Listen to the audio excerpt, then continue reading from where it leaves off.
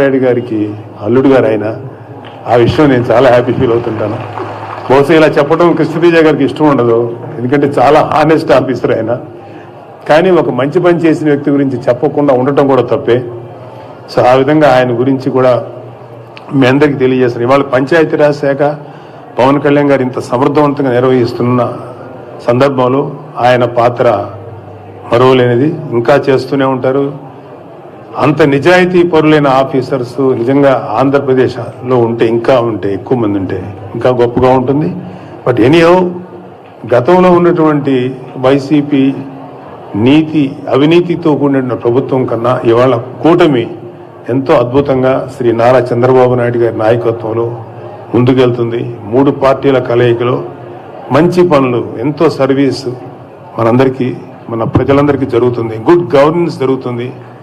So మనందరం కూడా, మీరు ఇవాళ ఎవరైతే చేరబోతున్నారో జనసేనలో, మీరందరూ కూడా మనం ప్రజలకు ఏం చేయగలుగుతాం, ఎవరైనా సరే ఇక్కడ జనసేనలో చేరిన ప్రతి ఒక్కళ్ళు కులాలకి మతాలకి అతీతంగా పనిచేస్తూనే ప్రతి వాళ్ళు వాళ్ళ కులంలో ఎవరికైనా సపోర్ట్ చేయటం అంటే అక్కడ పేదవారు కానీ లేకపోతే అవసరంలో ఎవరున్నారో వాళ్ళకి సపోర్ట్ చేయడంలో ఏమాత్రం తప్పు లేదు. ఖచ్చితంగా సపోర్ట్ చేసి తీరాలి.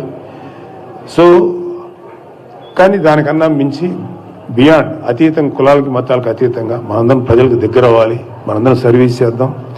మీ అందరికీ ఎప్పటికప్పుడు ఏ విధమైనటువంటి సలహా సంప్రదింపులు, నా వైపు నుంచి ఎటువంటి సహకారం కావాలన్నా మీ అందరికీ మనస్ఫూర్తిగా అందిస్తాను. శ్రీ సుబ్బారెడ్డి గారు చాలా సాధు జీవి, చాలా నాకు ఆయన కనపడడం చాలా మృదు స్వభావి, చాలా సాఫ్ట్ పర్సన్.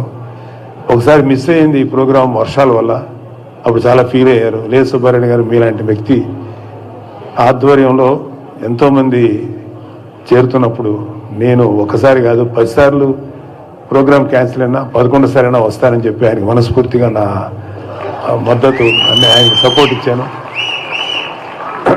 మీరందరూ కూడా ఒక విషయం గుర్తుపెట్టుకోవాల్సింది ఏంటంటే,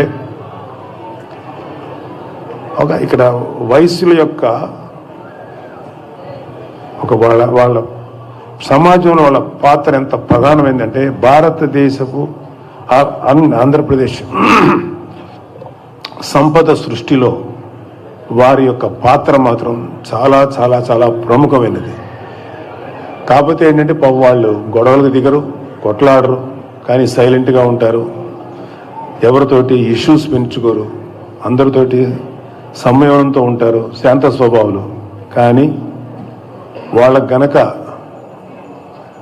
ఏమాత్రం వాళ్ళని గనక తప్పుగా ఏమన్నా వాళ్ళని గనక ఇబ్బంది పెడితే మాత్రం వాళ్ళు ఎంత తెగించగలరంటే ఒక రాష్ట్రం అవతరించేంత వరకు తెగించగలిగే దమ్మున్నవాళ్ళు వాళ్ళు.